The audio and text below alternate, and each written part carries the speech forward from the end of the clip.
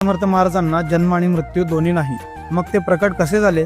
प्रकट दिनाचा हा इतिहास तुम्हाला माहित नसेल तर हा व्हिडिओ पूर्ण बघा. श्री स्वामी समर्थ महाराज हे आंध्र प्रदेशातील श्रीशैल जवळ असलेल्या कर्दळी वनातून प्रकट झाले. 1459 साली श्री नरसिंह सरस्वती स्वामी महाराज यांनी गाणगापुरास निर्गुण पादुका स्थापन केल्या व त्यानंतर श्रीशैल यात्रेचे निमित्त साधून ते कर्दळी वनात अदृश्य झाले. याच कर्दळी वनात सुमारे 300 ते 350 वर्ष महाराजांनी कठोर तपश्चर्या केली. या काळात मुंग्यांनी त्यांच्यावर वारुळ रचले. एक लाकूड तोडत असताना त्याची कुऱ्हाड ही या वारुळावर पडली आणि त्या वारुळातून रक्त वाहू लागले. बघता क्षणी त्या वारुळातून एक अजानुबाहू तेजस्वी मूर्ती प्रकट झाली आणि तेच होते अक्कलकोटचे श्री स्वामी समर्थ महाराज. त्याच दिवसाला आपण प्रकट दिन म्हणून साजरा करतो. नंतर काशी, प्रयाग असे भ्रमण करत ते उत्तरेकडून दक्षिणेत आले. 1856 मध्ये स्वामी समर्थ महाराजांनी अक्कलकोटमध्ये प्रवेश केला आणि सगळ्यात आधी ते याच खंडोबा मंदिरमध्ये थांबले होते. स्वामींनी 22 वर्ष अक्कलकोटमध्ये वास्तव्य केले आणि अक्कलकोट हे तीर्थक्षेत्र झाले. अक्कलकोट ही एक अशी जागा आहे जिथे स्वामींनी आपली साधना केली, भक्तांना आशीर्वाद दिले आणि